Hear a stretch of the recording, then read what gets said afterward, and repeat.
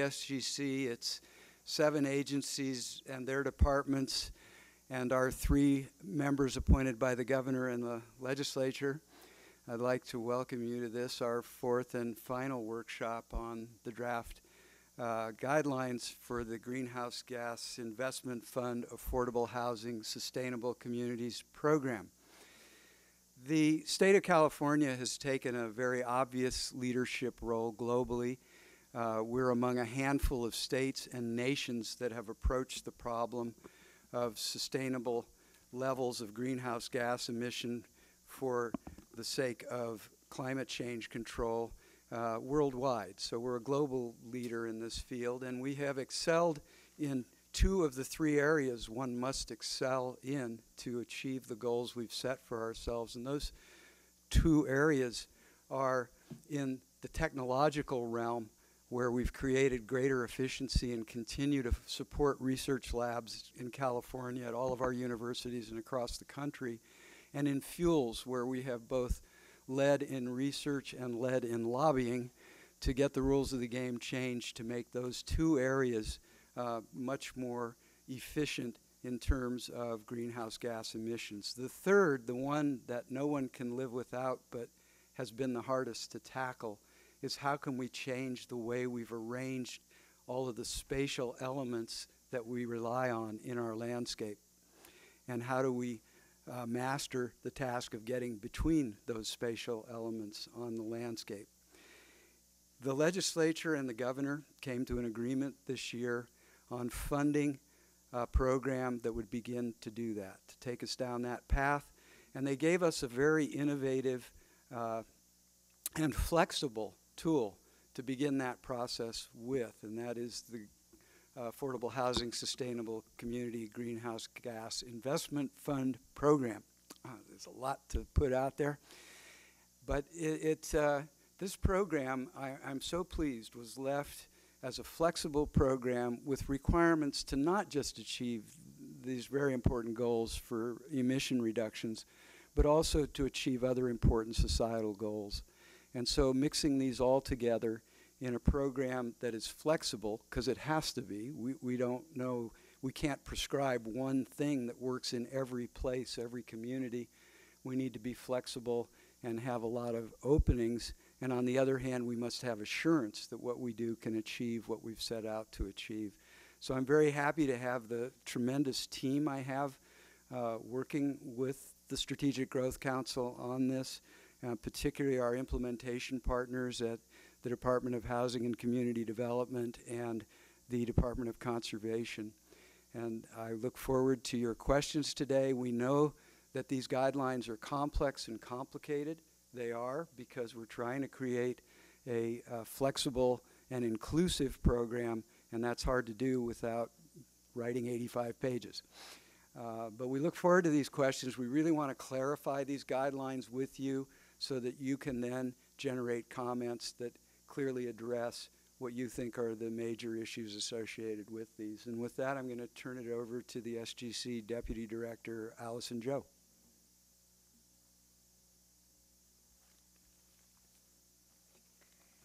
Thanks, Mike. Thank you for everyone in attendance here in Sacramento. I want to, just for purposes of everyone's benefit, we are webcasting this workshop, and this recording of this will be available on the SGC website. So I'm going to be specific to our panelists that will come up later to make sure that everything's recorded on the mic, and that I might follow up and do some clarification questions just for purposes of other people who are listening at home or at the office.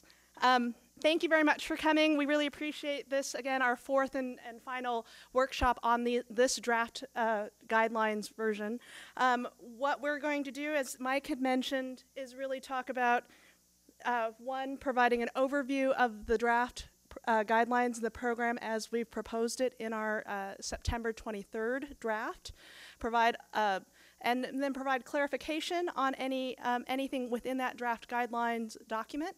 And really, this is the opportunity to provide clarifying questions, we have, for those of you here in Sacramento, we've actually provided comment cards specifically going through the guidelines sections, and the way that we anticipate going through today's meeting and today's workshop is really going through based on the structure of the guidelines document itself. So this is the kind of feedback we're looking for today and through these last workshops.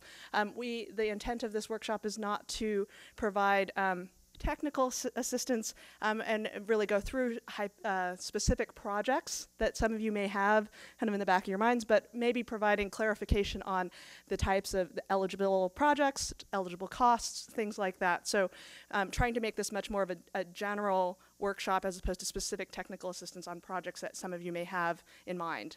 We're excited to hear about those projects, but all in due time.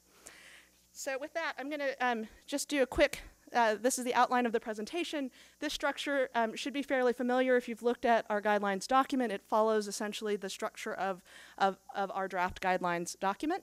We'll be going through those in part, and I'm excited to have staff from HCD, Housing and Community Development Department, provide and walk us through many of these components. First of all, just an overview of where we are in terms of the SGC's role in relation to the cap and trade auction proceeds, the investment program, the investment plan, and other components of this. As Mike mentioned, the Greenhouse Gas Reduction Fund funds a number of investments programs as proposed and adopted by the legislature and the governor. And of those from those investments, the Air Resources Board is one of our primary partners in looking at three main things: the quantification and tracking of greenhouse gas emissions and the reductions in those emissions, some guidance on co-benefits, which statutorily refers to environmental, economic, and public health co-benefits that these investments result in.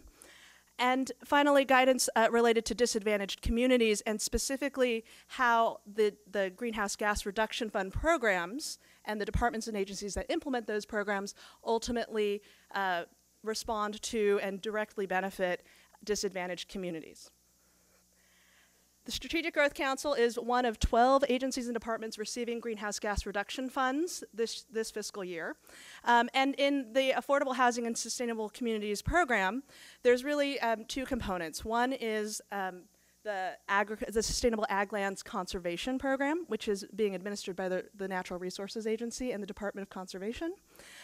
Just as an aside, if you are at all interested in this program, the draft guidelines are posted on the SGC website, and there are workshops similar to the one we're having now, but specific to that guideline document occurring. Actually, there's two workshops tomorrow and Thursday. So that information is available. I believe there's a handout in the back or in the front of the room, as well as on our website. But I think you're here mostly to talk about the larger Affordable Housing and Sustainable Communities program. Again, with tremendous and valuable assistance from the Department of Housing and Community Development, who serve as the primary entity that is helping us implement and administer this program. We are bringing this program to you, at least the draft.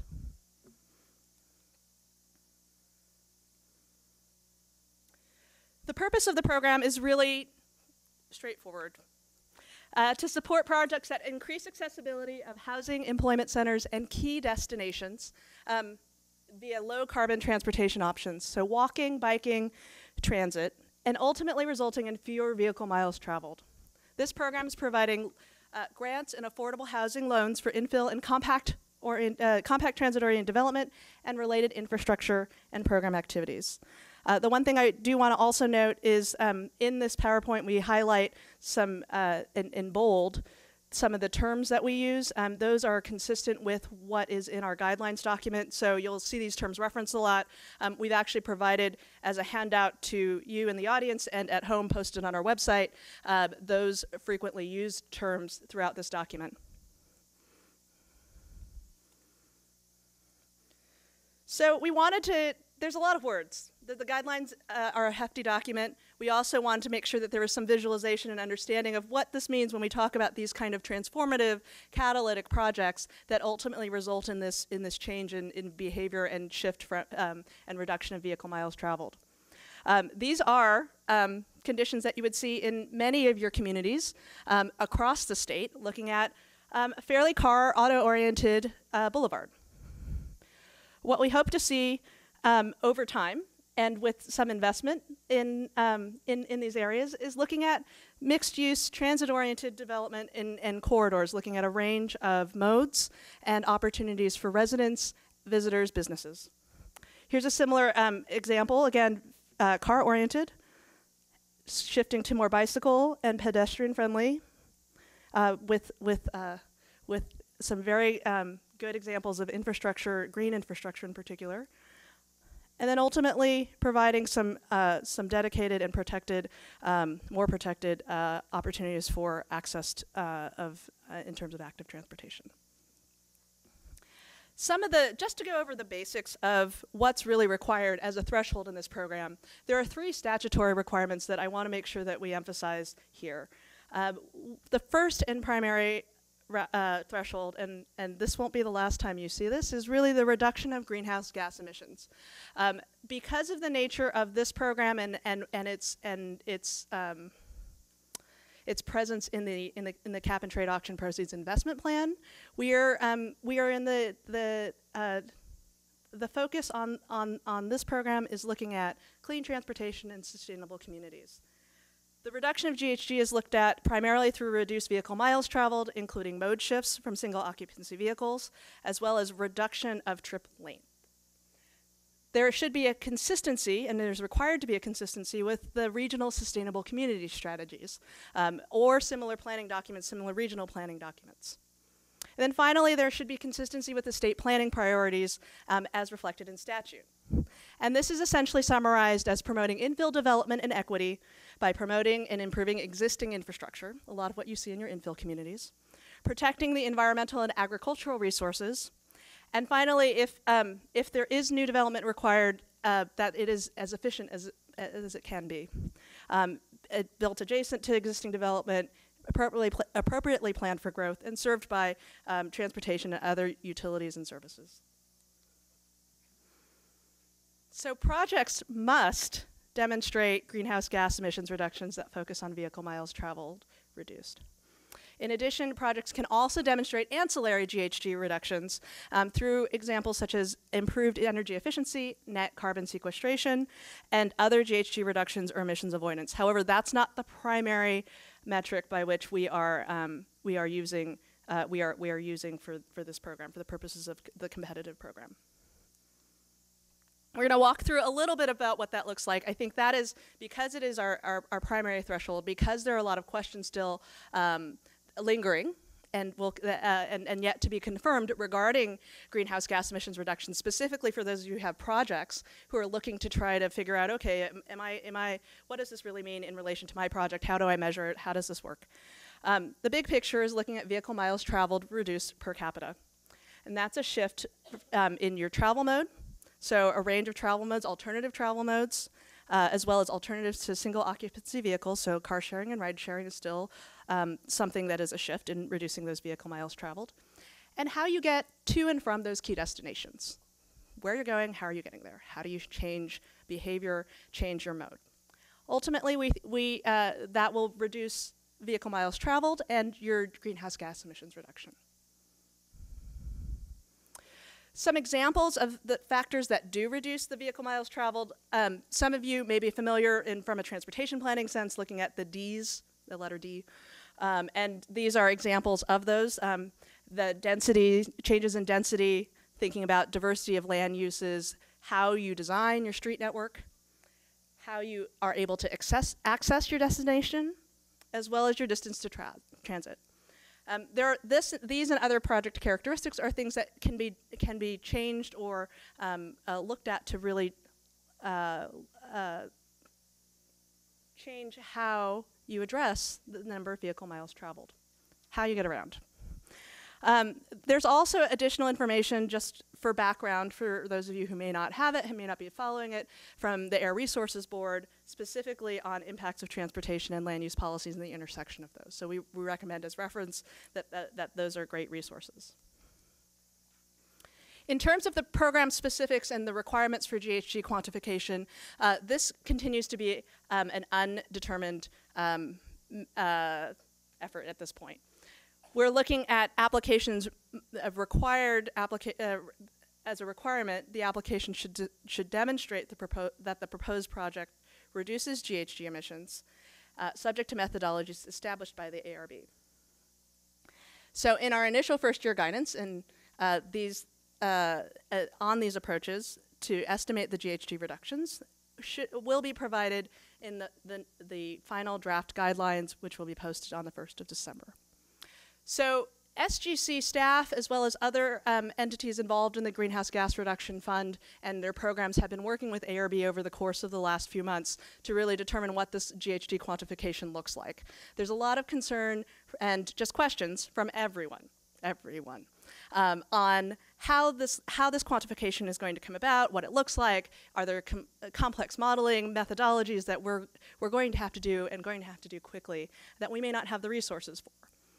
At this point, particularly for this interim and initial first-year guidance, we and for those of you who've been following this discussion and involved in these conversations, any proposed methodology, particularly in this first year, will not be anything that you haven't or aren't necessarily familiar with. There are no new tools or requirements that will require projects to go above and beyond some of the basic calculations and quantifications that you've seen in the past. We intend for this to be as easy as possible, and hope that we can provide clear guidance to get through this first year of applications.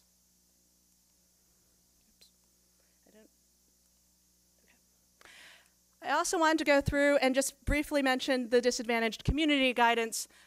This is a joint effort from, as I mentioned before, the Air Resources Board, their guidance on how the GGRF, the Greenhouse Gas Reduction Fund, and the programs and departments help benefit, those programs benefit disadvantaged communities, as well as work from the California Environmental Protection Agency and the Office of Health Hazards Assessment in determining the guidance on eligible disadvantaged community census tracts. So that guidance should be available in the next few weeks. Cal EPA is going to issue that, and that will include the eligible census tracts as identified by the California EnviroScreen 2.0 tool. We also wanted to note and acknowledge the role of the metropolitan planning organizations throughout this process. Most of you are familiar about the mandate and statutory requirement for the mandated by 375 for the adoption of regional greenhouse gas emissions reduction targets for regional sustainable community strategies related to each region's regional transportation plan. The new component to it is related to our program, the Affordable Housing and Sustainable Communities Program. The statute requires SGC to coordinate with MPOs and other regional agencies to identify and recommend qualifying projects.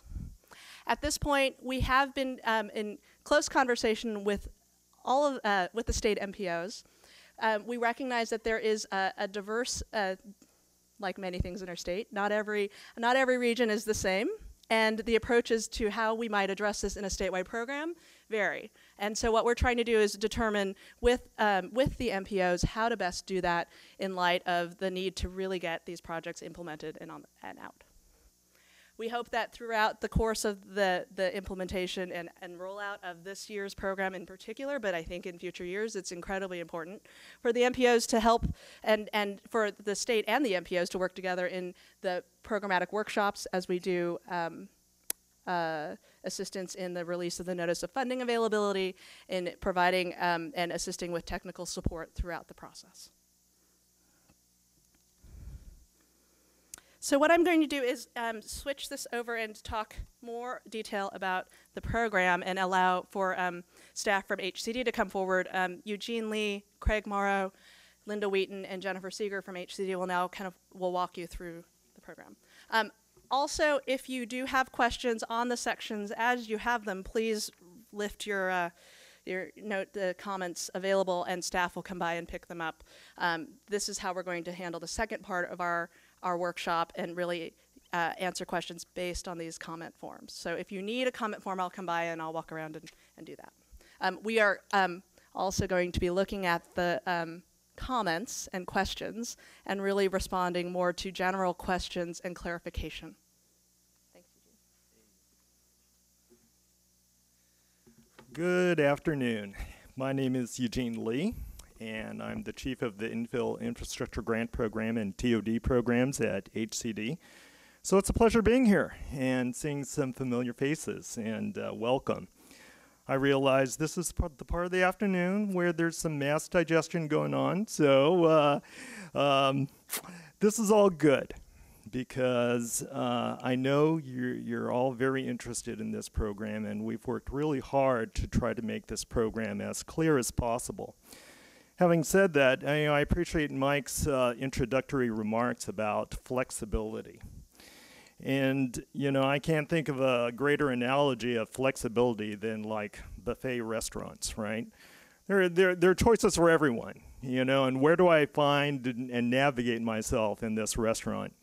Well, we're better than a buffet restaurant here. We actually provide menus, okay? And the most important menu in the guidelines is on page 16 with respect to eligible costs. I'm going to be talking about section 103 and giving you kind of a layout of that menu, so to speak. And I would really encourage you, using table 5 as being your roadmap. You have a specific development or projects or activities in your mind, and you know that better than we do. And I would encourage you to go through that table 5 and look at what are you contemplating, and specifically commenting and recognizing, affirming, or maybe you have a clarifying question. Can I actually get funding from this program to do this project or activity? It's going to help you a lot. I know that as part of the working group, it was quite voluminous, and that's the reason why we provided that tool in table 5. As being that roadmap for all of us here, okay? So, having said that, let's walk through what we have in the program. So, think of it as like a menu where there are entrees and sides. So we have eligible capital uses as your principal entrees, so to speak. The hardcore capital uses such as housing developments, housing-related infrastructure, these transportation and transit-related infrastructure, the green infrastructure, planning. And then as sides, as eligible program uses, great things among themselves that certainly promote the type of GHG reduction goals that we have in the program. Let's go through that first capital use, housing development. Many of you are housers here and very familiar with housing development. And what you will find in this program is an array of options here. We're speaking of new construction, substantial rehab, the availability of those projects that are at risk of conversion and preservation.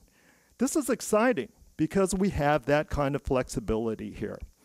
And we also have, as currently written, a minimum 20% as restricted units. And on rental projects, we have the AMIs at 80%, not to exceed, and for ownership, 120% of AMI. A minimum project size. I know many of you probably already have a conclusion and an idea about this minimum project size. I acknowledge that up front. We've been on the road for days, and we've heard from a lot of stakeholders. But the guidelines speak of a minimum 100 units in metro areas and 50 units in non-metro areas. Housing-related infrastructure. You may be faced with required infrastructure as a project condition to your housing development. this program would fund that type of mandated infrastructure as a project condition. So here's just some examples of what that infrastructure could be. The sewer upgrades, streets, utility access. For many of you who have been past subscribers of the infill and TOD programs at HCD, you know exactly what I'm talking about here.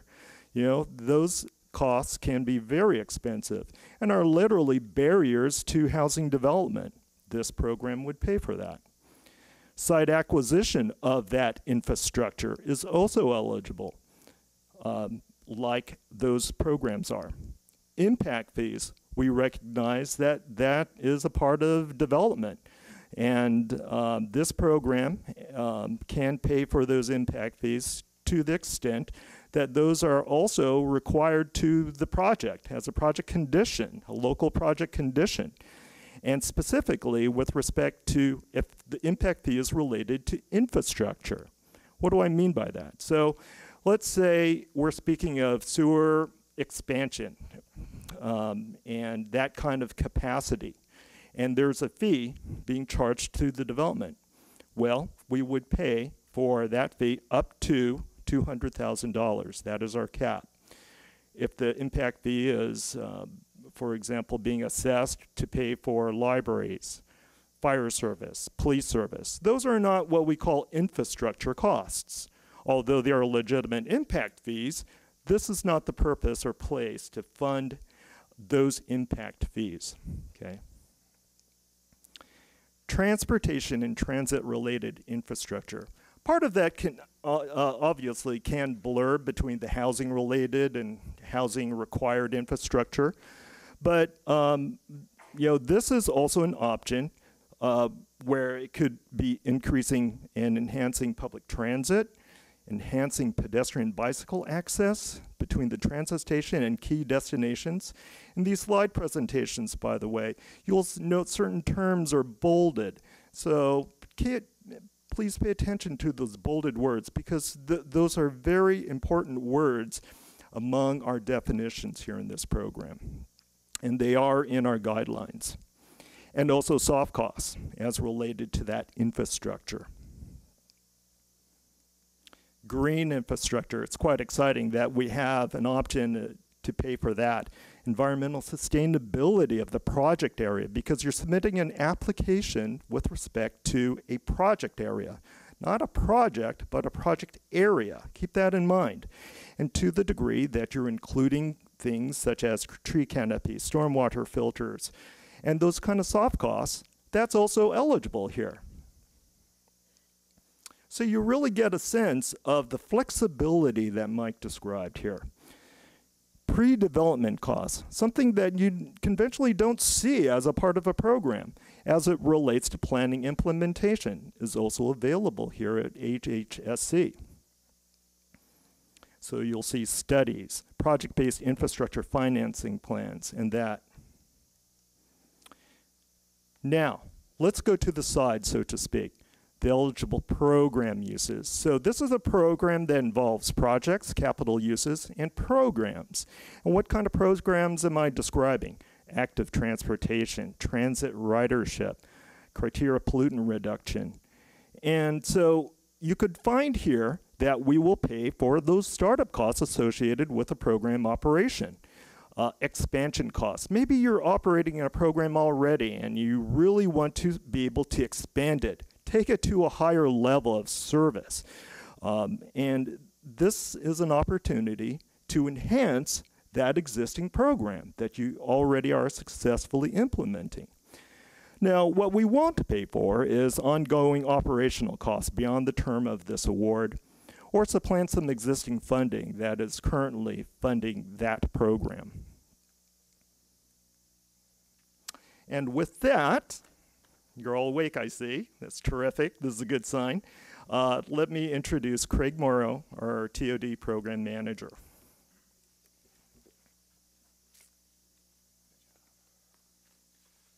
Thank you, Eugene. I'm going to go over the eligible project types and the requirements of the two project prototypes that the program guidelines call out and identify. And They are the familiar TOD, transit-oriented developments, and a new project type that's been born of these guidelines, the Integrated Connectivity Project, or ICP. Of the approximate $120 million that's available to award this round, this initial round, we're looking to fund at least 40% of those monies towards TODs and at least 30% towards ICP projects. The balance of the remaining funds would be to the most competitive TOD or ICP project that remains. As we know, TOD can occur at a variety of locations and be comprised of varying scales. The guidelines identify three such scales of TOD. The neighborhood TOD, which would be perhaps something of a mid-city, imagine a mid-city type development of moderate to high residential densities. The district, which would be like a large city downtown in a TOD program as we know it today, which would be higher residential mixed-use densities.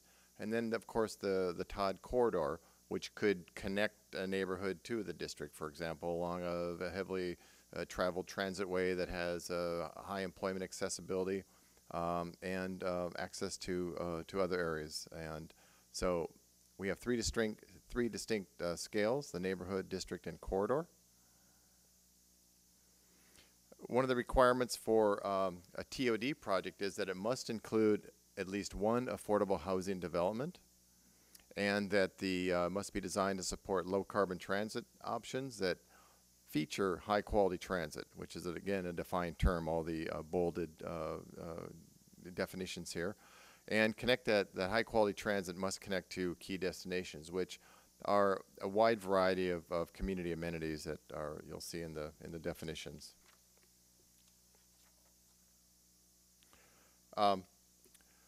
The required affordable housing development that is required of the TODs must be within a half-mile of the qualifying transit station along and within a major transit corridor and include a major transit stop. By high-quality transit, you see the various modes here that are depicted by 15-minute peak headway periods. The transit station must be located within an existing corridor or within a new transit corridor for which funding is committed and programmed with construction of that new transit line underway at time of application.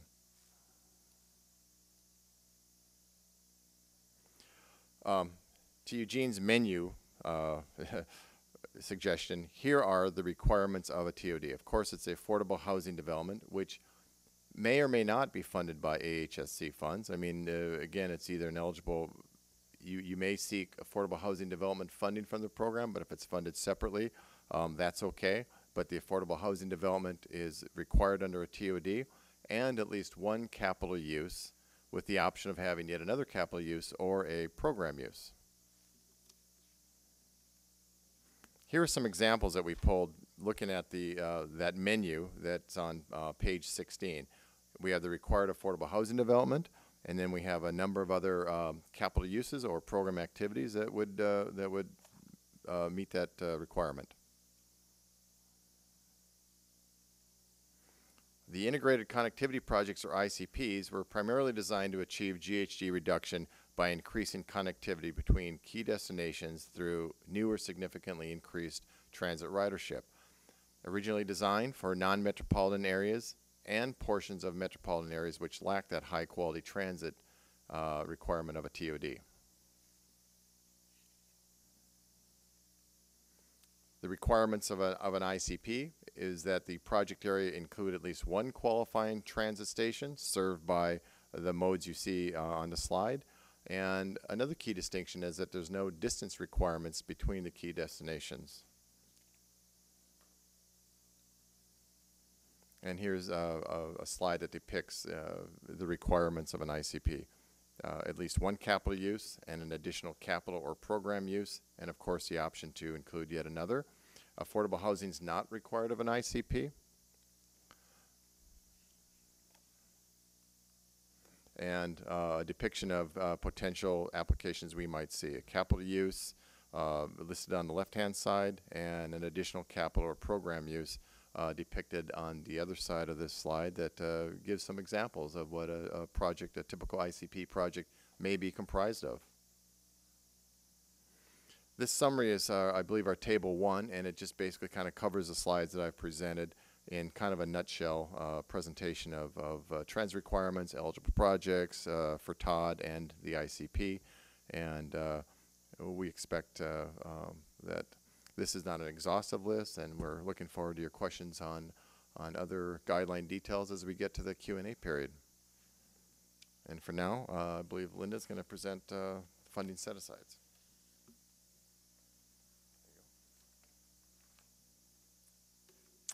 Hello, I'm Linda Wheaton, the Assistant Director of Intergovernmental Affairs at HCD, and this program authorized leveraging existing programs. And so if you've seen some of the earlier presentations we've had at the Strategic Growth Council, you've seen that this has been an evolution of a number of place-based programs. Working back from at the regional scale, regional blueprints, for example, regional blueprint planning, to the actual passage and implementation of SB 375. So that's a large part of what we're doing here, and leveraging programs like the Prop 1C, Transit-Oriented Development, and Infill Infrastructure Grant programs, but also relatively new programs like the State Active Transportation Program and our Urban Greening programs and our other Greenhouse Gas Reduction Fund programs. So what is really new and challenging and novel about this program is really the integration of these programs and these components to change behavior, to help really support getting people out of cars. And something that has also been evolving in our respective fields is a lot more focus on performance measurement. And so that we have a very challenging performance measurement in this program, and that is of greenhouse gas reduction in the land use and transportation sector, and the VMT focus. So we will, so you'll hear a lot here. You have heard a lot. The focus is on integration and connectivity. This is about placemaking and bringing those components together in meaningful ways. So I'm going to review the funding set-asides of the program, eligible applicants, award sizes and limits, and some of the scoring elements. So first of all, on the funding set-aside, so of the amount available in each NOFA, the statute requires 50% of the funds available to benefit affordable housing, and Eugene has described those components, and 50% to benefit disadvantaged communities. Those are minimum thresholds, and certainly many projects will meet those threshold requirements. They will overlap. You will meet both objectives with the same project proposal. So there are a number of eligible applicants for the program. We are proposing that, that every project application have a co-applicant of a public agency. So the public agency would most commonly be a local city or county, the unincorporated portion of a county, or a transit agency, because those are types of public agencies that are generally have both either land use responsibility for implementation of these various components and or responsibility for construction of infrastructure projects or lead roles in them, particularly in the transportation sector in the case of transit agencies.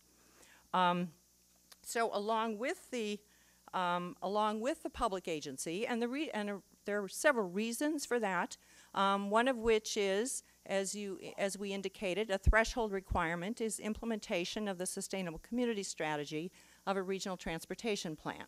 So those are essentially land use, but they have land use-based assumptions with transportation improvements identified. And so it's largely those fall under the realm of those kinds of agencies.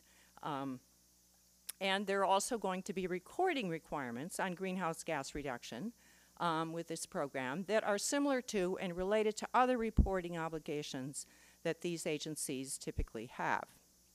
So, but important partners we have a range of projects, and accordingly, there are a range of eligible potential partners for these projects. They might range from joint powers authorities in the transportation sector or other sectors, as well as housing authorities, both for-profit and nonprofit developers have been very active in our programs here to date. Transit agencies and operators, because we are funding eligible transit-related improvements and some initial operations at least, and school districts or special facilities or community development organizations.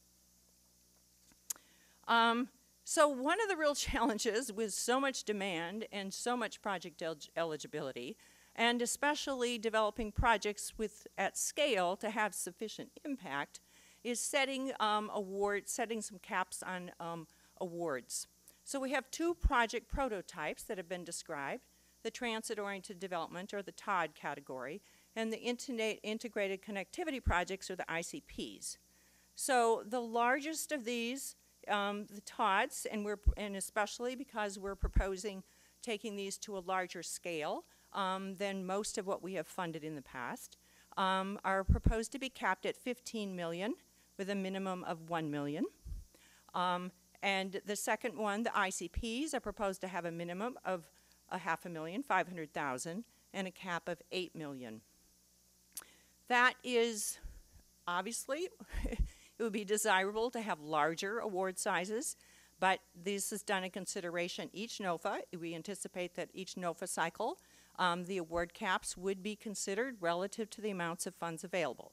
And so the objective here is to be able to have projects statewide. We'll talk a little bit more about what kind of the rough estimates that these could result in.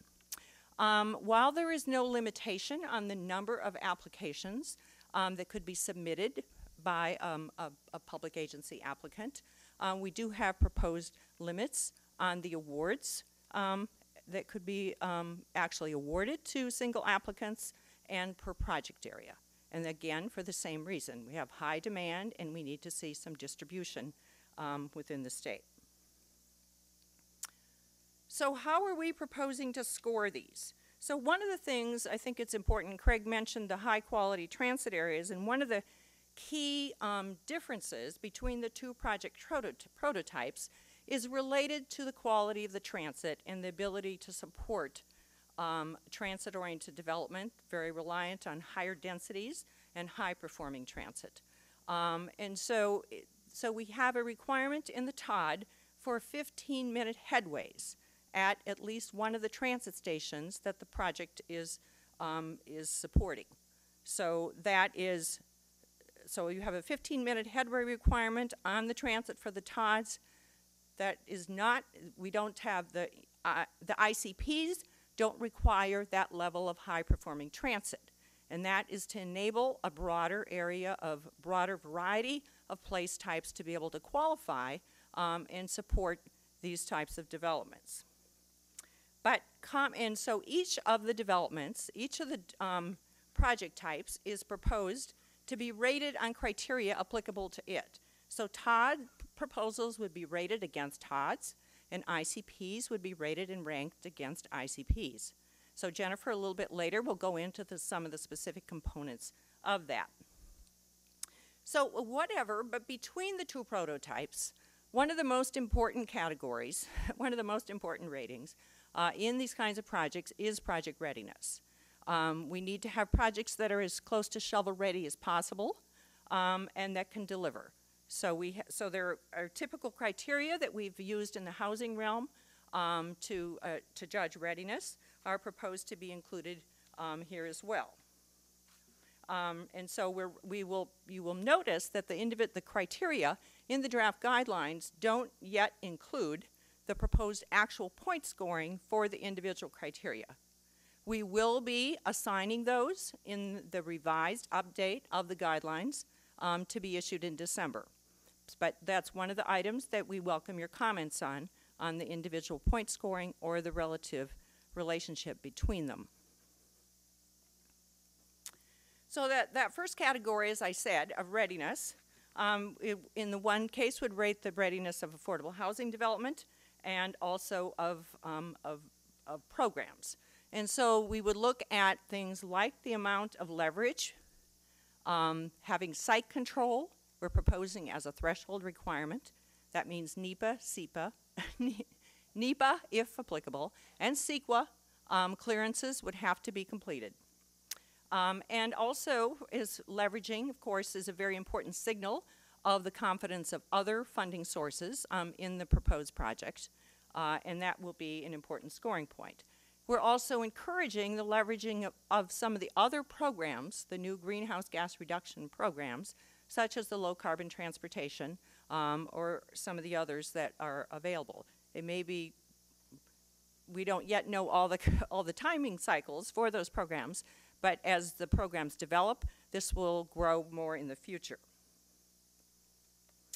So the most important weighting criteria, second group of category of criteria, is that emphasizing the connectivity and the proved accessibility.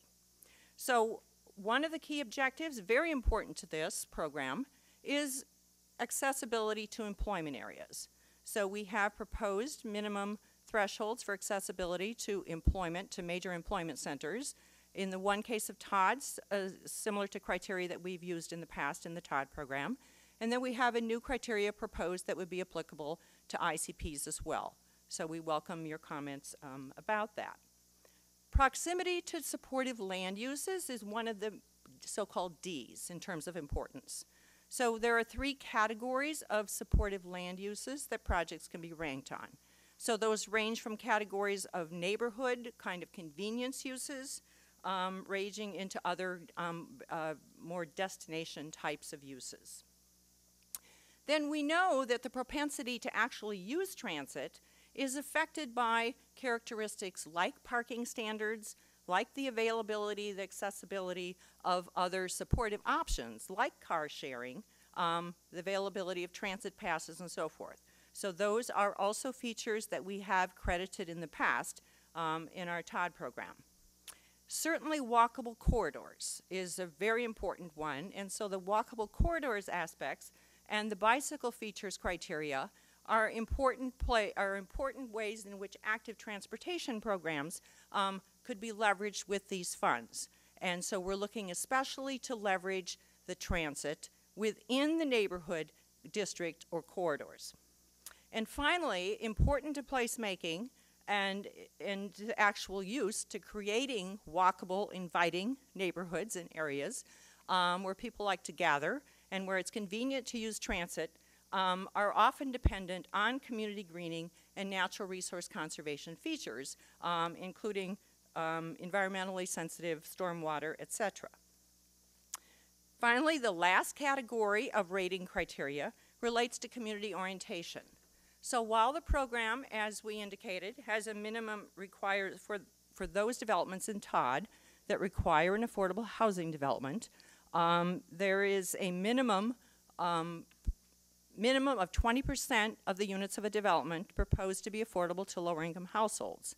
However, the scoring criteria rate more points the higher the affordability share of units within the development.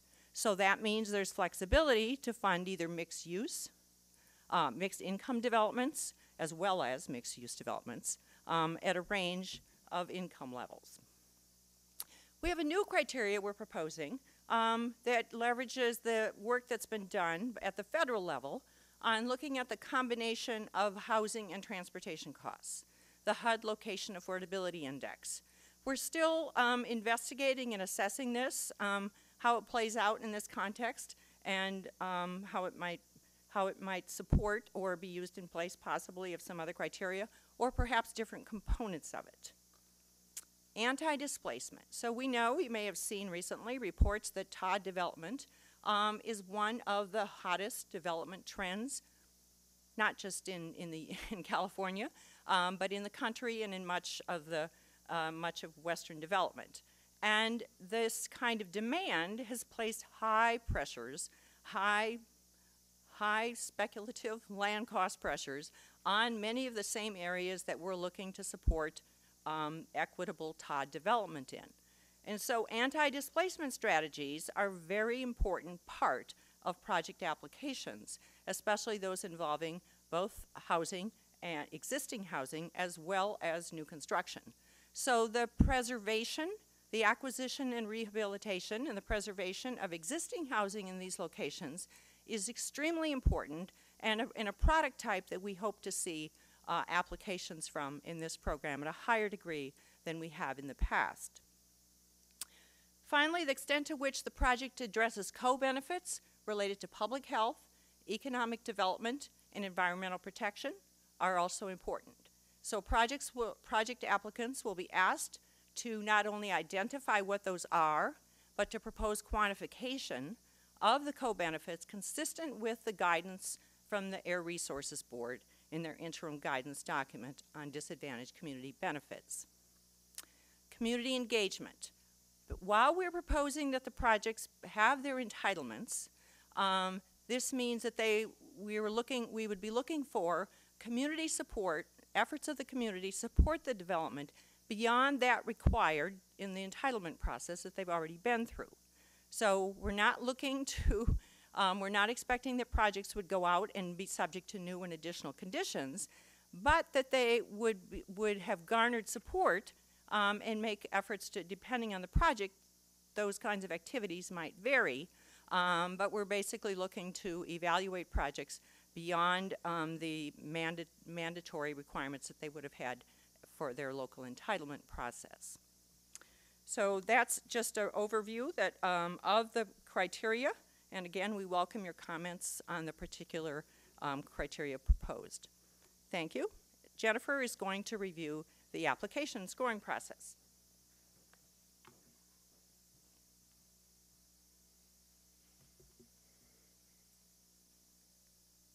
All right, good afternoon. My name is Jennifer Seeger with HCD's Housing Policy Development Division. I wanted to walk you through the proposed application and review process, kind of trying to make sense of these various pieces that Craig, Linda, and Eugene have described related to the two different project types, the eligible uses, the scoring elements, those three scoring elements that Linda just described, and then also those statutorily required set-asides for affordable housing and DAC. Okay, let's spend a little time on the proposed application process.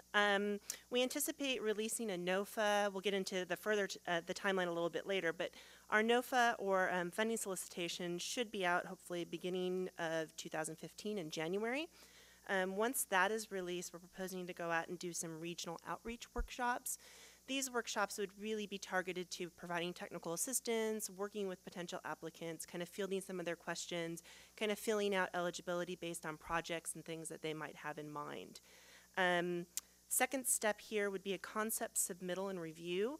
This is something a little different for HCD and the types of programs that we've previously administered. It's a little more consistent with how the Strategic Growth Council has managed some of their programs in the past. But we're really looking at kind of a two-phased application process here.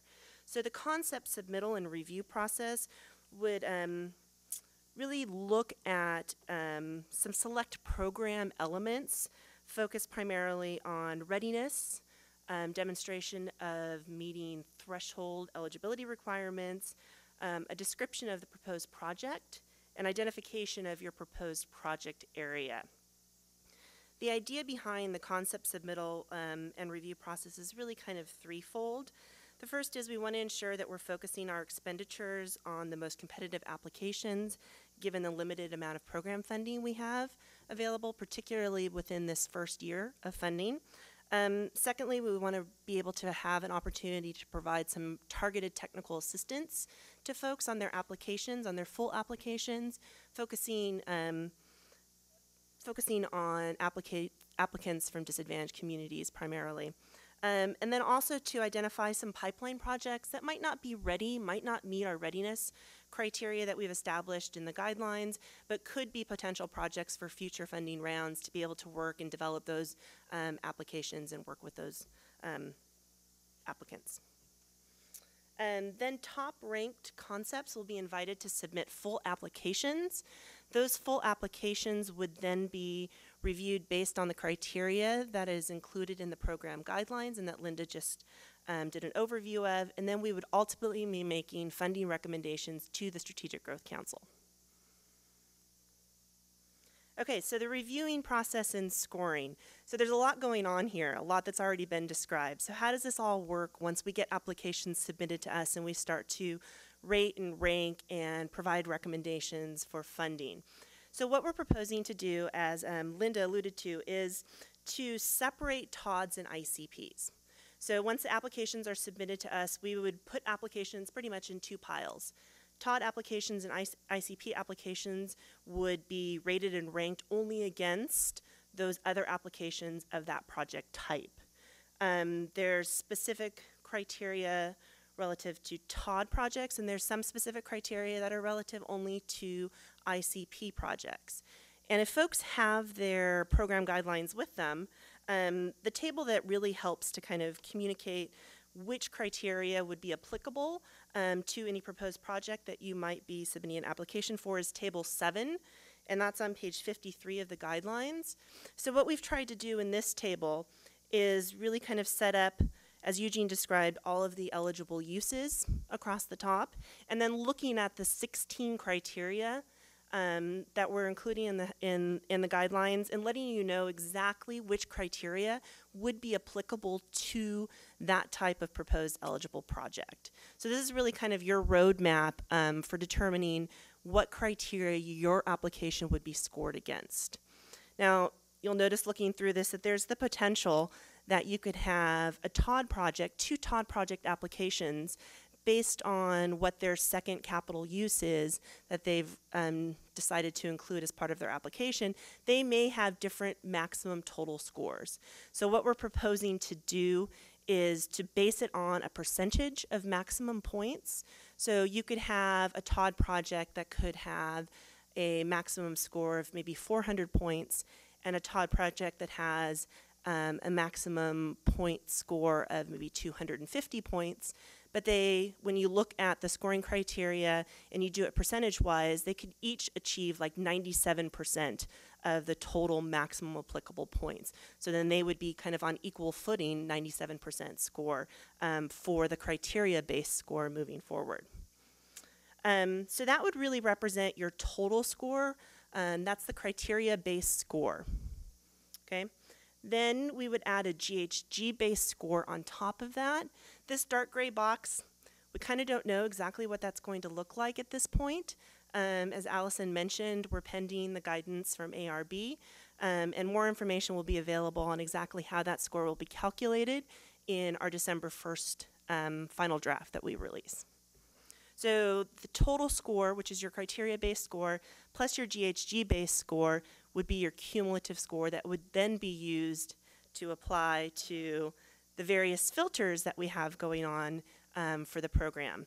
So the cumulative scores would then be filtered through the statutorily required program set-asides, the affordable housing, and the disadvantaged community set-asides, or DACs.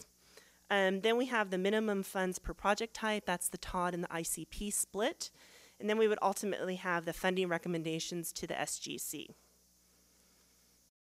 little more on the statutorily required program set-asides. So this is the affordable housing and the disadvantaged community set-asides.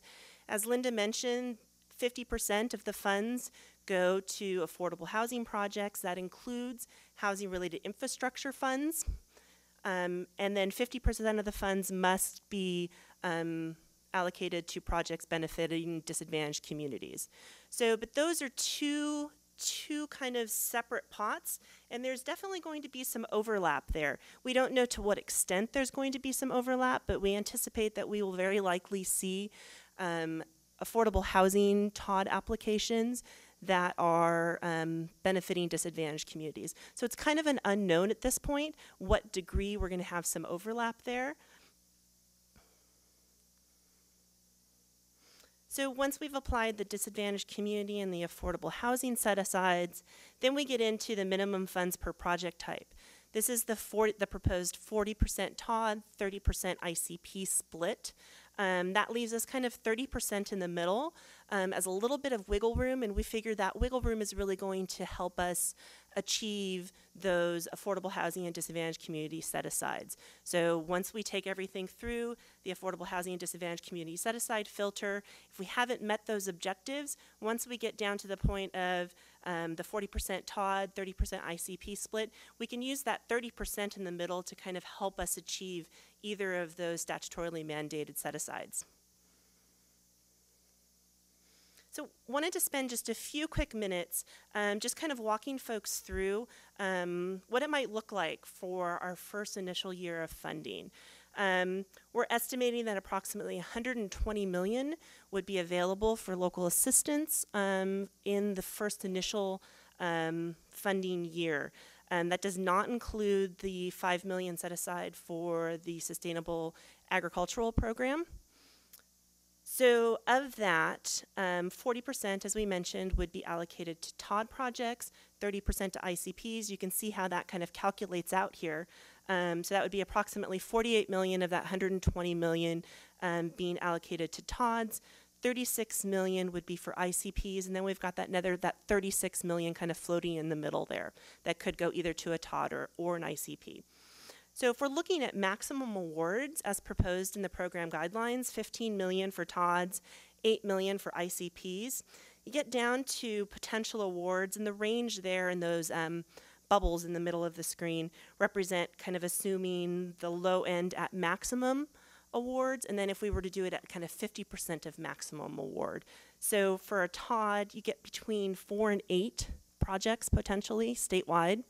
For ICPs, we're looking at between 5 and 9 projects, and then we give ourselves the flexibility in that middle 30% of an additional 4 to 6 awards. So we're really looking at, for this first initial round of funding, anywhere between 13 and 23 awards statewide. Okay. So here's our estimated timeline. We've got 2 check marks, and I think officially today we have earned our 3rd check mark. So in August, we did the 3 public workshops and the guideline development. Then we released those public draft guidelines in September. Today, we've had our 4th and final public workshop on the draft guidelines. So where do we go forward from here? So we're anticipating that we will have on December 1st a final draft guideline posted to SGC's website that will incorporate comments and suggestions and revisions based off of feedback that we receive during these workshops and public comments that are received. So then on December 11th, those final guidelines would go to the Strategic Growth Council for their approval. Upon approval of those guidelines, we would be anticipating that we would issue a funding solicitation or a NOFA in January of next year. Concepts would then be due probably sometime in February, with full applications due probably in April of next year, and then awards announced by the end of the fiscal year, by the end of June next year. So we just wanted to end on one of these slides again that Allison went over at the beginning of the workshop, and you can see this is kind of your typical kind of major thoroughfare. It's very car oriented, not very bicycle or walking friendly. You see the poor guy kind of hanging out there on the side of the road. But this is what we're trying to achieve. So addition of some transit options. You see here there's a dedicated bus lane. There's a dedicated bike lane as well. Wider sidewalks, street lamps, shade trees, more walkable, more bikeable community. And then of course, denser corridor development, which connects those transit opportunities to housing, jobs, and key destinations. So as we mentioned, additional comments can be submitted. I think the final day that we're hoping to have comments submitted on SGC's website would be this Friday, October 31st.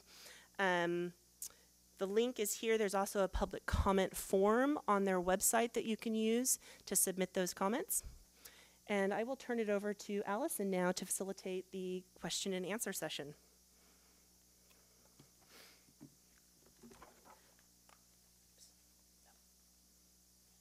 Just for the record, I've been calling this section of our workshop "Stump the Band."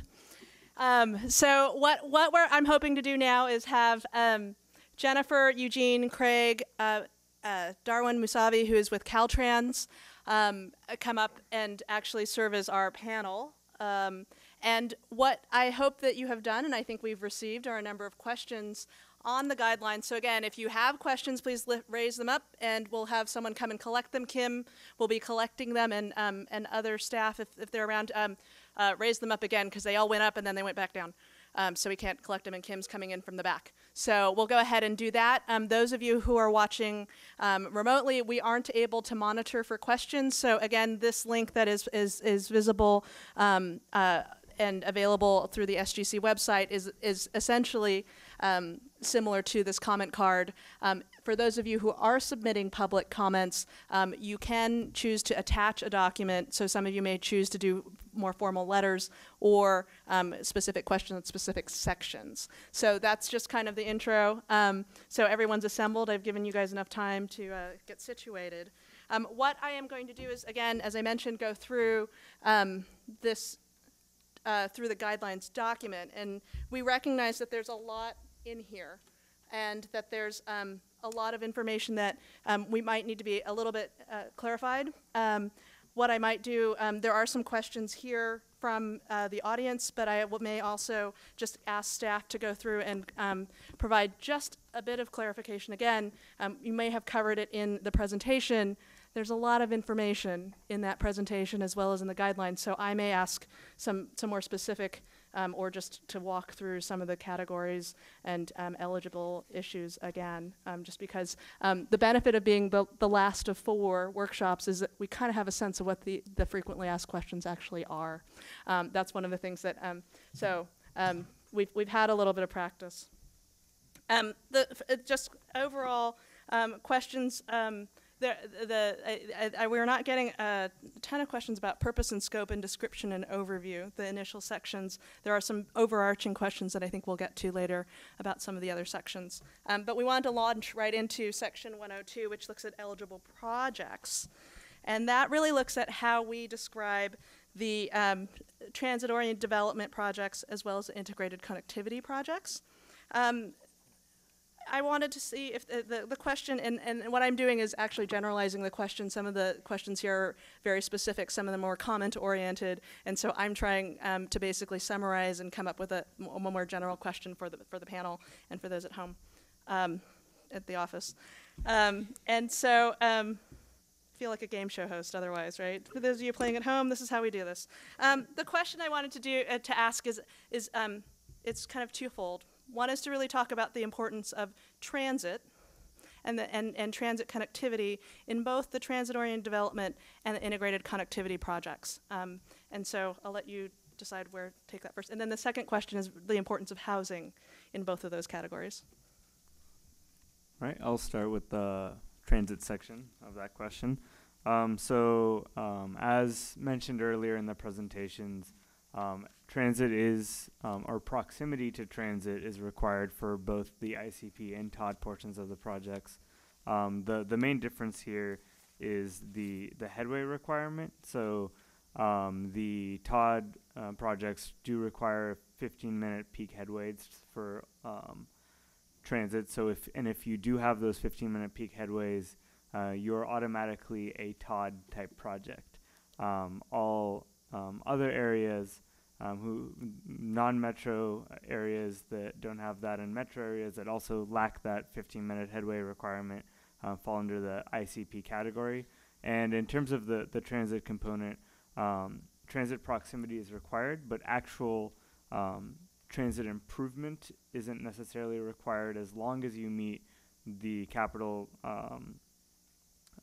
requirements of your project. So for example, under the ICP project, you can have a bike ped improvement project that links to transit but doesn't do any sort of actual transit improvements, as long as you are meeting the requirements to pair that with a program or another kind of infrastructure, which is a requirement under the ICP. Okay,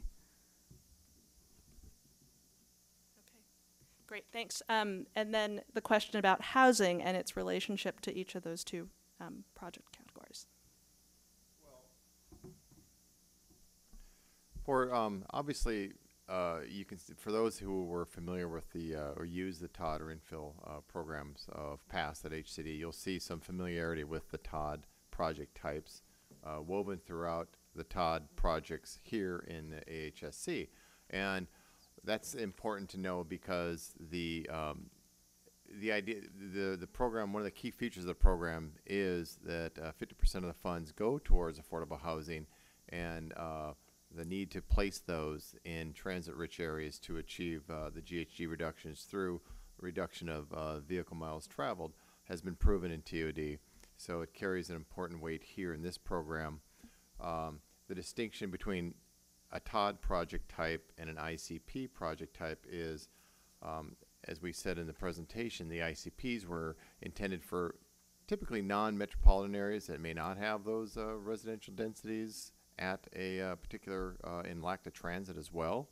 So to try to place, that's why housing under an ICP is not required where it's required under TOD.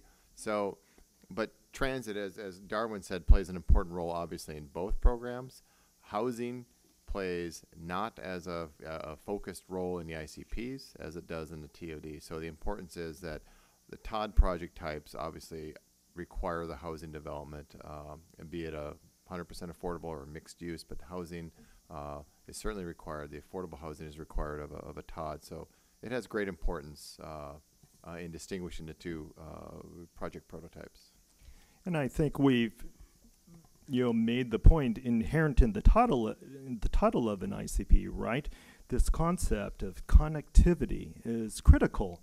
And so we recognize, and I've worked in other programs at HCD, that connectivity can be challenging in certain regions, and you can see in the characteristics of an ICP. I'm looking specifically on page 10. It gives you that kind of continuum of publicly sponsored transit, and the last one being van pull shuttles. Very, very broad here. So it really is meant to be flexible again, of really trying to penetrate and induce that kind of connectivity throughout the state. We believe it is a statewide issue, and we're trying to promote that. Great, thank you very much. A couple of questions clarifying the transit and particularly the 15-minute headways on the transit-oriented development category. The question is really how does that, is that one line, is it multiple intersecting lines? How does this relate to the project area? Sure, so in terms of the requirements for transit for both areas, and here specifically for the 15-minute headways for the TOD, your project area needs to be served by 15-minute headways at peak hours. So that doesn't matter. It doesn't matter whether that's through one type of transit, multiple lines on one type of transit, multiple types of transit, as long as that area has a connectivity to a transit system that will have 15-minute peak headways. So, and it's all in terms of the project area that you're defining for your project. Okay, great, thanks. I had a question that and it leads to a clarification from me personally, and related to the types of transit that qualify specifically to intercity rail. This is something that we acknowledge, staff has acknowledged, was intended to be included in the draft guidelines that were released, but were unintentionally omitted in a flurry of editing. And so we intend and have always intended for that category for intercity rail, commuter rail, to be included as an eligible category of transit. So just a clarification there. Apologies to the intercity rail fans out there. So the question about some of there's questions about, I think we've generally covered the differences between the two project categories. Is there any, can I actually ask the panel if there's a way to describe and talk a little bit more about the integrated connectivity projects in terms of, Eugene, you mentioned the menu and thinking about the different components, making sure that there's some discussion a little bit about the two different required elements to the ICP. If you could just expand on that more. It's more of almost a reiteration, but let's make sure that that's clear. Or Craig. Well, reading from the guidelines, I think the two categories you may be referring to is that ICPs demonstrate mode shift from single occupancy vehicle use to transit use, generating new or significant increase in transit ridership to key destinations, and that they include one transit station or stop. So trying to, again, this is kind of geared towards the non-metropolitan areas where transit may not be as robust as it would be in a metropolitan area, and therefore we've included more modes of transit, i.e. the van / shuttle, to try to effectuate that mode shift in any way possible and in a manner that's relevant to that project location area. So and I think we're all anxious to see what types of projects will come in as ICPs. We've heard some interesting proposals since these guidelines became public, and I hope that they come forward and promote those GHG reductions in a manner that were kind of sketched out in calls that we've had. So, anything to add to that? Yeah, on that point, the transit station is a defined term. And if you look at the definition of transit station, it's very exhaustive. I mean, it includes bus hubs, bus stops, again, shuttle service, van pool stops. So we're charting new territory here, particularly on that kind of shuttle kind of option. But for many of you who operate and are thinking of projects that involve bus stops, this is I'm feeling ICP like here. So this is along the same lines. The question is whether or not it related to ICPs. The guidelines state that the project must be served by at least one transit stop and served by at least one mode of publicly sponsored transit. Is there a proximity requirement related to this transit? No. All right. Any other explanation on rationale or anything else Well, related again, to that? I'm sorry for the It's blunt okay. answer, but That's the answer the question. yeah. Well, Question I mean, answered, personally, there's a shuttle that serves my area where I live, and it's kind of it goes on a predetermined route, and if you show up there, you can hop aboard. So, and could that change? Yes. So, at the perhaps, if I may use an expression, the lowest level of publicly sponsored transit service, i.e., that shuttle or van pool, those lines, I think, by their very nature, have to be flexible and not fixed, like a heavy or light rail, or maybe some of the higher quality bus transit lines. So. It didn't make sense to have, must be within a half mile of a shuttle stop or a van pool stop, because we don't believe that exists. So it offers, by virtue of that, it offers great flexibility for ICP projects, and really addresses, I think, the need to serve an extended ridership base and encourage even further reduction of VMT by that flexibility. Darwin, did you have?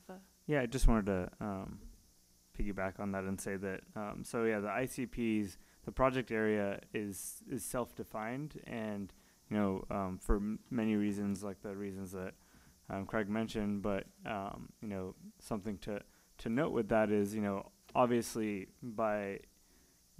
it may not always be in your favor to define it largely, because there's other criterias and whatnot that you need to meet. And I think the way we're trying to set up the program is that we're leaving it to the applicant's judgment to define the project, but then they're going to have to show the justifications given that how they defined it, how they meet the amenity requirements and whatnot, location efficiency and different things we're looking at. So we hope that the way the criteria are set up, that it'll make for pretty natural breaks in project areas, and people will be able to define those well themselves. Can I just add a little something on the project area, since you brought it up? As Darwin mentioned, we haven't provided any guidance or any requirements in terms of how an applicant would establish or identify those project areas, but a couple key things to kind of keep in mind. You know, your project area must include your qualifying transit station. If you're doing a TOD project, it must also include the site for your affordable housing. But primarily, it really is kind of the identified area in which your GHG reductions will be documented and evaluated. And that relates to your GHG-based score. So it's critical to kind of keep that in mind as you're identifying what that project area might look like. Okay, great, thanks. We'll probably come back to that same discussion about project area, because I think there has been some confusion, and at this point, we talk about things that needed to be fleshed out in this current draft for our next revision. That is certainly one of them, is some clarity related to project areas, definitions, and in that sense. The question here is about major transit stops. So in the guidelines document, we have a pretty significant section in the back related to definitions. And the question here is, does a qualifying bus stop for an ICP have to be a major transit stop? And that question might need to be reworded just a smidge, but... Actually, I can answer that. Okay. The answer is no. A major transit stop is referring to the TOD transit, and those requirements that are there do not necessarily apply to the ICP types of transit that we described. Okay, great. And piggybacking on that, if you look at the definition of a transit station, it does not use major transit stop.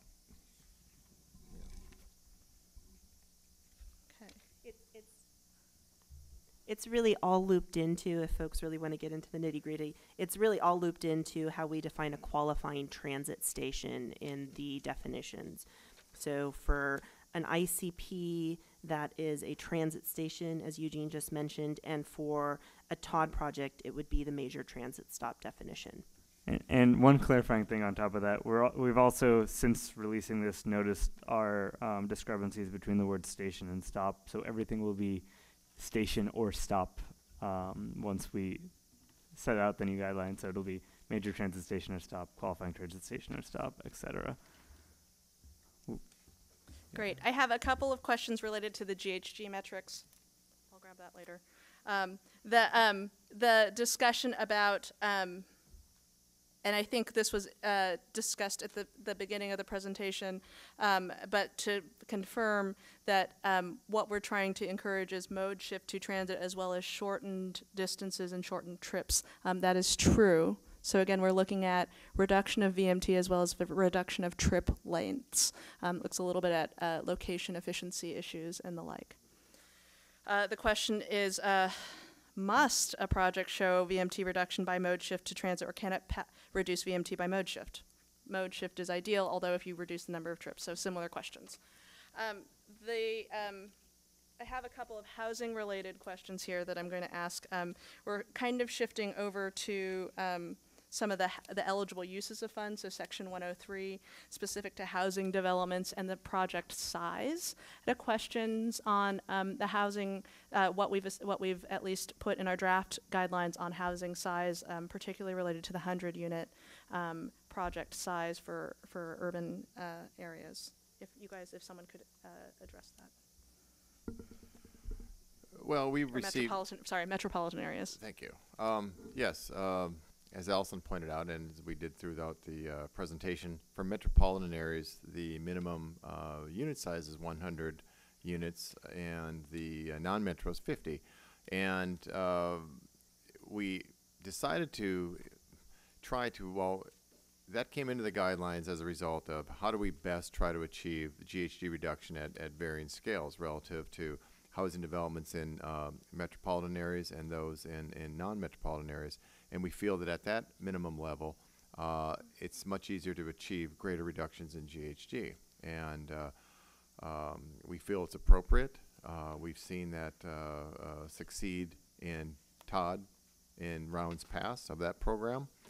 And so we thought to incorporate it in these guidelines to try to compel that reduction by having what we feel is appropriate, a scale appropriate to the project location designation, metropolitan or non-metropolitan. So that's where we came up with those minimums. Great. And just pop quiz. Could you actually define metropolitan area? I know it's stated in both. So SGC has sent out and has posted, as well as there's copies in the back, some frequently asked questions. This is one of the questions, but let's make sure, just for the purposes of everyone here, if you don't have a handy reference, what that definition might be and why it exists. The definition is 50,000 or more, a population of 50,000 or more for the metropolitan area. And Eugene, you want to talk about why? Well, not so much. Or where that definition what's the comes rationale from. for including that particular definition related to metropolitan area? This is one of the things that we've found, that in the development of these guidelines, the draft, we've brought together a number of different components from existing programs, from our respective state agencies and departments. So some of you who are more familiar with the transportation transit world may see some familiar definitions. Some of you in housing may see others, and there's a blending and integration of them. Sometimes they're unfamiliar, sometimes they might even be inconsistent, and so what we're trying to do is acknowledge that, try to find the best definition for the best circumstance. And so I hope I've explained and led into Eugene's other answer. I wanted to add on to Craig's answer on the number of units, because this question has also come up in other workshops, and the question is as to whether can you propose a housing development that is part of a master development. Certainly, we understand there are multi-phase types of developments out there, and so certainly, you know, that discrete phase could be part of a larger kind of master development. So the question is an explanation on population density of the area around the qualifying transit station. There's a requirement. This is, if you look at, refer to page 12 of your guidelines document, there's a requirement for minimum net density of projects specifically related to housing. And so the question is, how is this related to housing development? Is this a challenge, or is this something that has been done in other instances? Well, again, for those familiar with the HCD's TOD program, these were the densities at the various project location designations depicted here. Large city downtown was 60 units per acre, which the definitions call out 9 California cities that are classified as large city downtowns. And then areas outside of that urban core, not in those central business district planning documents, would be known as urban centers. Those would also be areas that are served by more than one mode of transit, is the other descriptor used for an urban center, at 40 units per acre. And then, of course, all other areas at 20 units, which if you go back to the slide I presented on the various scales of TOD, I think the TOD district would be a large city downtown, urban center would be the TOD neighborhood, and the all other areas could be a corridor type scenario. And these worked in 3 rounds of TOD.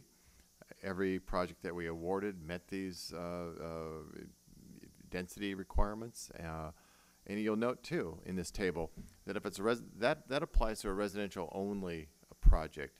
If it's a mixed use, then that project then defers to that calculation based on the floor area ratio calculation for that mixed use. So it has flexibility in that regard, and it worked well in 3 rounds of the TOD funding, and every project obviously that we awarded met that requirement. So we felt it was appropriate here, again, relative to the other minimums that we've set forth, such as those that I just mentioned on commented on the unit minimums for metro, non-metro areas. Great, thanks for that clarification.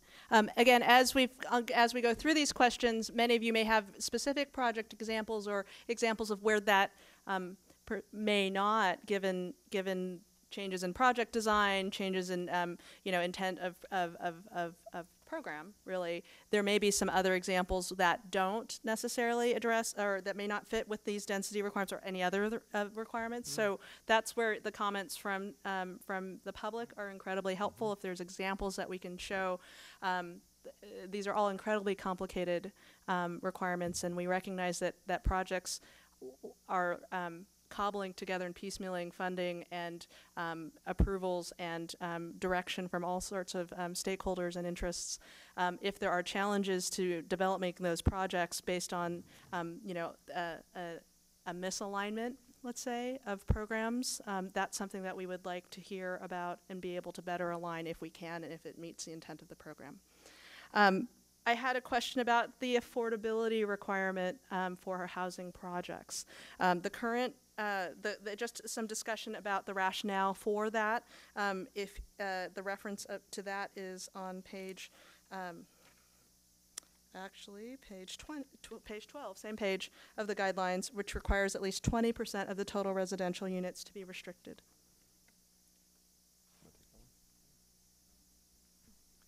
Yeah, we believe that this is a reasonable baseline of affordability in projects, at least in substantially in our projects that we funded at HCD. They're often 100%, and other programs that are providing those subsidies, require much greater and deeper affordability levels. And we believe that this is an acceptable standard. Yeah, I think similar to the TOD program previously, we've also included some criteria related to incentivizing both deeper targeting and additional units above the 20%. Yeah, and if I may just add to those two comments also that these are minimums that are required to achieve any type of points on a tax credit deal or any other publicly financed project. You're going to have an affordability of at least 20% of those units. And to Jennifer's point, to the 3 rounds of TOD that we awarded, where some may recall that the minimum required by statute was 15%. Well, looking back, because this question came up early on, I believe the lowest level percentage of affordability in a project we awarded in 3 rounds of TOD was just under 30. And as Eugene pointed out, we had many projects that were obviously well above that, a number of them at 100%, but then also a fair number of mixed income projects where maybe it's a 50-50 or some, in larger developments that might be prevalent. But so, yeah, we feel it's a very reasonable baseline relative to scoring requirements of a number of financing structures that would be typically used in affordable housing. Okay, thanks. A bit of I am jumping around just a little bit. Some of the questions come up after you've answered them. I do an interim question, and then we're going to come back to some of these questions. This is related to the density discussion that we just had, related to infrastructure projects. Is there a requirement for the same type of density or floor area ratio for infrastructure projects as for housing developments? If I understand the question, for a housing development that's part of a ICP? Probably a transit-oriented development, I think. Right. Or is the question perhaps for the housing-related infrastructure? I think that's right. So for housing, let me restructure that question. For housing-related infrastructure, is there the same density requirement if that's what you're proposing to fund? And so, I'm reading from page 11, housing developments including housing-related infrastructure capital uses. It has that requirement. So that's how I read how it would be invoked. Okay, and Yes. that would be for the density requirements as well as the unit requirements, the project size, correct? Yes. Is infrastructure only eligible if it's a condition of an already entitled housing development, and there's a couple of things. So is infrastructure required only eligible if it is part of a housing development? I'm going to break that question down. So as I admit that there is a blurring of infrastructure, because you will see that on page 13, housing-related infrastructure uses and transportation or transit-related infrastructure capital uses. So if you look under the section on page 13, the eligible cost of housing-related infrastructure, it's required by a local government entity or transit agency as a condition to the development of the housing. We do not have that language under the transportation infrastructure section. And to me, that really provides that extra enhancement that it may not be a project mandate, but you know, there are great connectivity goals here that, you know, could we do more that's transportation infrastructure to really help, you know, bike ped, you know, I think that's a good thing. The other thing I would note is the green infrastructure category. So that is not necessarily housing-related infrastructure, but it could very well be. Again, the housing-related infrastructure is intended to be that infrastructure required as a condition of approval from the local agency. So that's the connection with the housing-related infrastructure specifically. We acknowledge that that could be transportation infrastructure, transit-related infrastructure. It could also be green infrastructure. So there's not clear categories, but we would certainly include that as a fundable use. The second part of that question, which I'm kind of I wanted to suss out just a bit, was related to funding for infrastructure. Let's see, housing-related infrastructure. If the housing project is already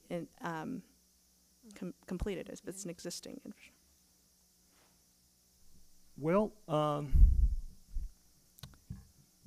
you know, maybe it really doesn't fit under the housing-related infrastructure bucket, so to speak, because the project is already completed.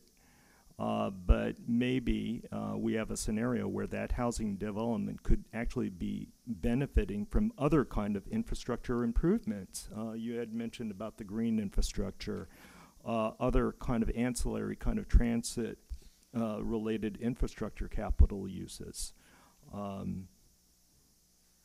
And I would like to add that we've had this question a couple times, and the presumption of an existing housing development is that it's new construction or substantial rehab that's going on at the time of the application, or that it's the preservation of an at-risk affordable housing in which that process is underway. So it can't be an already occupied 3-year-old affordable housing development that is already in use.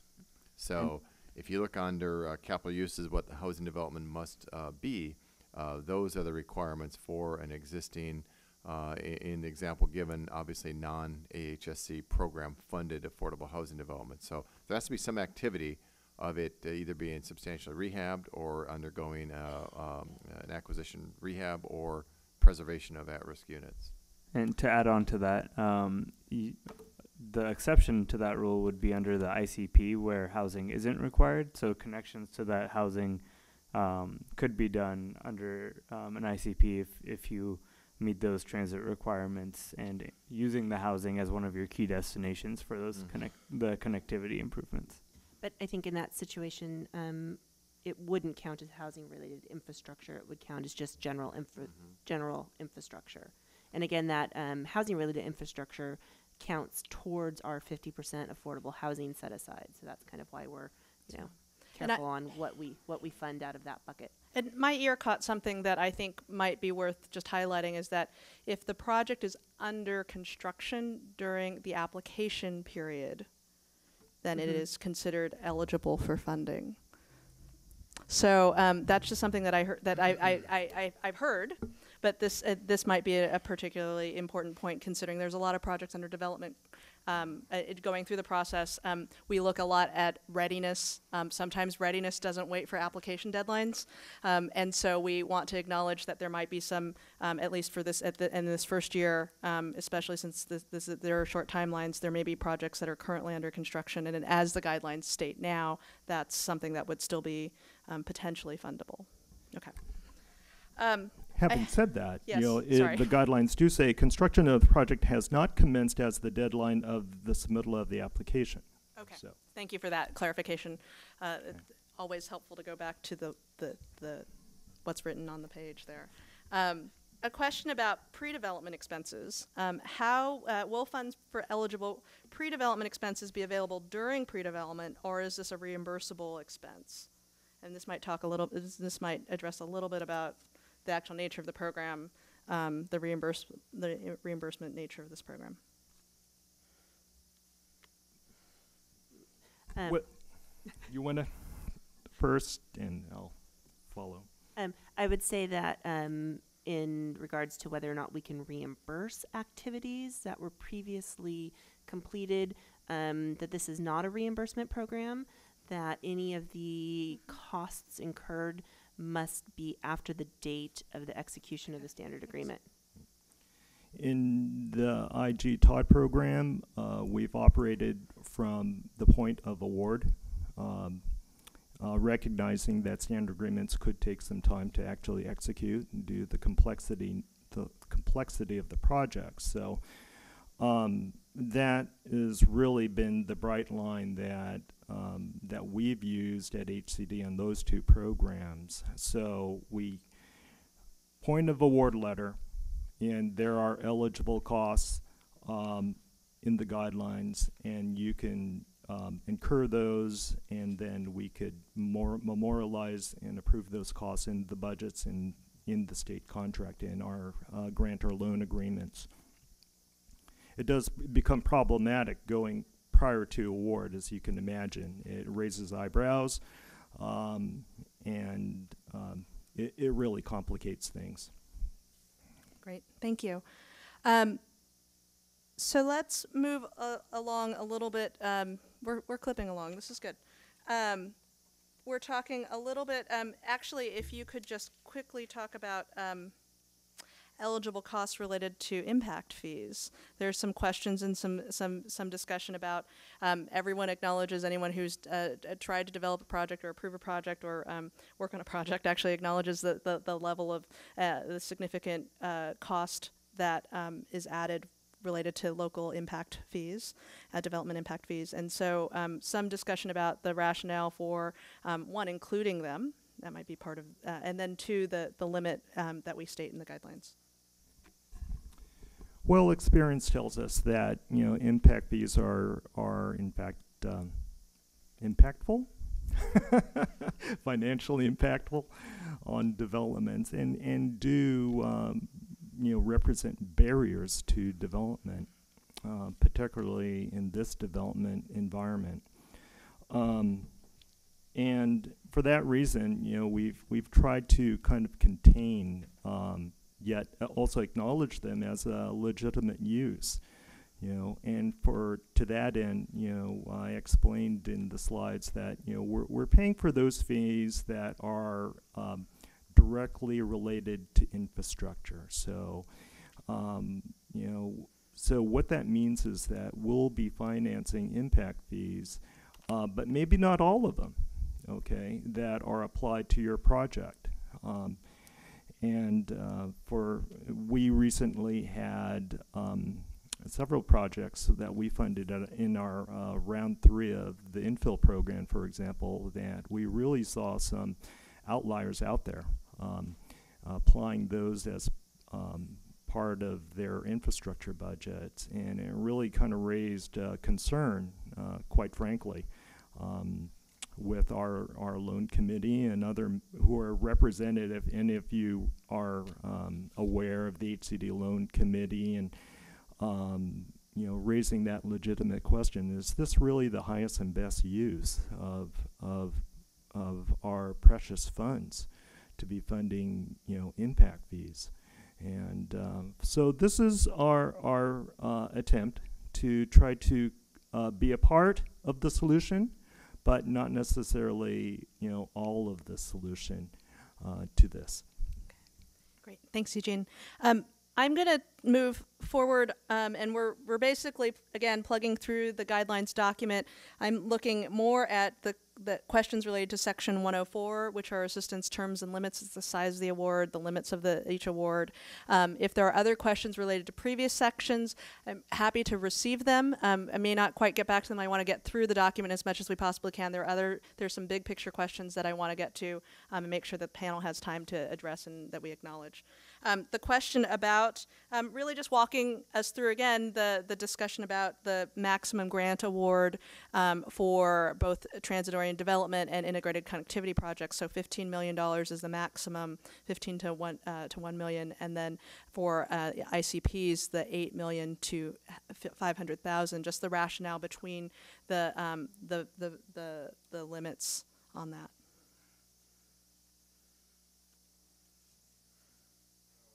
Well, with respect to the TOD minimum and maximums, if we're going to require that the minimum project size for a metropolitan area be 100 units and 50 for non-metro, then we thought that the maximum TOD loan available for such projects should reflect that size, and we feel that 15 million was that right mark. Again, looking back at what we've done in the TOD program in the past, the first couple rounds we had quite a bit of money, so the maximum was $17 million per TOD project, all based on, of course, as it is in this program, a per unit loan limit calculation that for those who have used that program and many others at HCD are probably familiar with. And it goes to tying into the affordability. So the deeper the restricted affordability of that particular unit is relative to the project location, the greater amount on a per unit loan limit basis will it earn. So, and again, we expect projects in the metropolitan area to be at least 100 units, given what we've seen in rising development costs. It's associated across a broad spectrum of construction contracts that we've seen. That's appropriate. For ICPs, we felt, again, similarly that with the requirements, again, notwithstanding the affordable housing, which is optional, but that to achieve the type of, or encourage the type of GHG reducing qualities and attributes of a project, we had to make that impactful. We felt that $8 million on an ICP relative to the menu of eligible capital and program uses listed throughout that menu, that was appropriate. And as Linda said in one of her slides, we'll look at these round by round based on what we've seen from the pool of applicants that we not only receive but also, more importantly, fund, to see if we did hit that mark and make adjustments as appropriate if need be. Yeah, I think, Craig, that statement is to be reiterated throughout. We are, with any of these limits, ranges, any of this discussion, we believe that this is a reasonable amount. If we, there's always the potential to say, oh no maximums, no minimums. But what we want to do is really recognize that this funding is intended to be gap fillers. Right, and there's always a request to have a higher maximum, lower minimums, things like that. And what we want to do is really focus on some of the key priority transformative catalytic projects. Some may not fit in those categories. So what we're trying to do is at least from past experience, from what we hear on the ground. If there are a lot of projects that for some reason they all happen to be lower cost and not within our range, we would like to hear that. And again, trying to think about what's reasonable given the goals of this program. And also the limited amount of funds that we do have. Referring back to Jennifer's, the discussion that we had in the presentation, where we really are looking at $120 million of funding, where that is good and it's a lot considering what we've had in the past, but it's not a lot in relation to the development needs and to get these projects really up and running. So that's definitely been a consideration. Question here, again, going back to project area. The question about defining a project area in terms of specifically how would an applicant address how could we help structure the guidelines to better clarify the limit of one award per project area? I mean, this might just be a restatement of what has already been said. So the one award per project area is kind of based off of the GHG reduction focus of this program.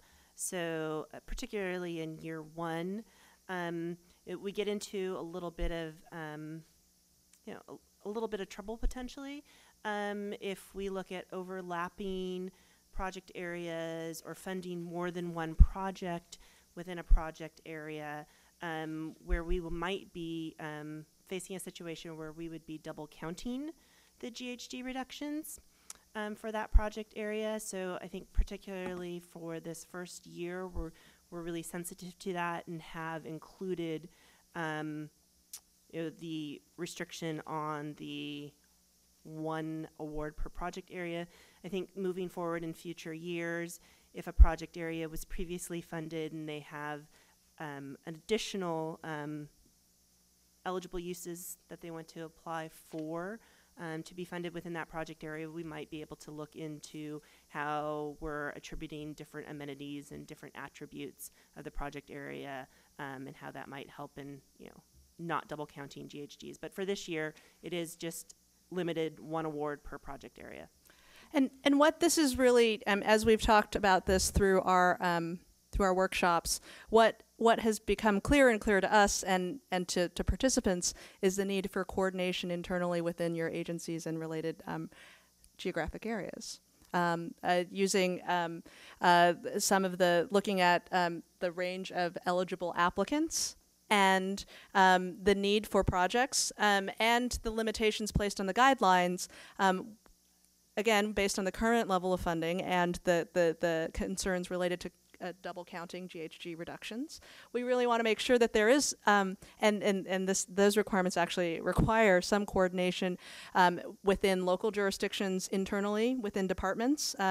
This is, again, housing projects, transportation projects, and some related planning projects could be considered as eligible for funding. Coordination internally at the local level, as well as working with transit agencies and others and in counties where there may be some joint partnerships, and thinking about that strategically, helping us address how to make sure that we ensure those kinds of partnerships is also really important to us. Also, yeah, go ahead. Oh, I was going to say, and it also bumps up against the limitation on no more than $15 million to a single locality too. So those two things in combination. Correct. For those of you who are familiar with the infill program, we had at one time infill areas. So it isn't as if we couldn't have used a prototype that was used in the past, but that was an imperfect model in this context because of the things that we want to think outside of the box, not just within other boxes. Particularly on the publicly sponsored transit, and it's an imperfect fit. This is our first attempt of, just not defining it based on other prototypes, and really asking you to kind of recognize what we've written and what we haven't defined. I admit that the project area allows great flexibility, but it can be kind of complicated to define. So I would certainly invite your kind of comments to what you believe that would be useful ways to define it. So, and then in thinking about this first year of the program, what we want to do is make sure that the foundation is there, that we ultimately fund good projects, that the process has worked. There may be some limitations, particularly in this first year, that we may want to revisit in future years for future NOFA releases and guidelines. So that's something. The unknown is something that we are working with right now. I think we want to make sure that we do provide some sort of there will be some sort of flexibility and ability to revisit these guidelines and these limits in future rounds. A couple of questions on the loans for some of the particularly for the housing projects. Question about the loan limits, particularly for 4% projects, 4% tax credit projects. Is there a consideration of that? As well as related to the dollar amount per unit. Currently, in the guidelines, it states that there's $150,000 per unit as a. Sorry, that's actually 50. not right. 50, yeah, $50,000 per unit required. I didn't. Yeah, can you actually just do that separately on the top?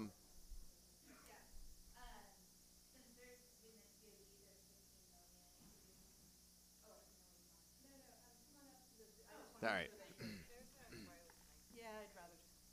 I think I get your Yeah. question, but go ahead. Since there's $15 million max for TOD, and then there's the 100 unit minimum, that means that the maximum per unit amount that you could ever achieve is 150,000 per unit, which is, given that you're trying to do housing and other things, just insufficient. Okay, so we'll take that as your comment, but I'd like to address that. Yeah, No, that's right. Well, No.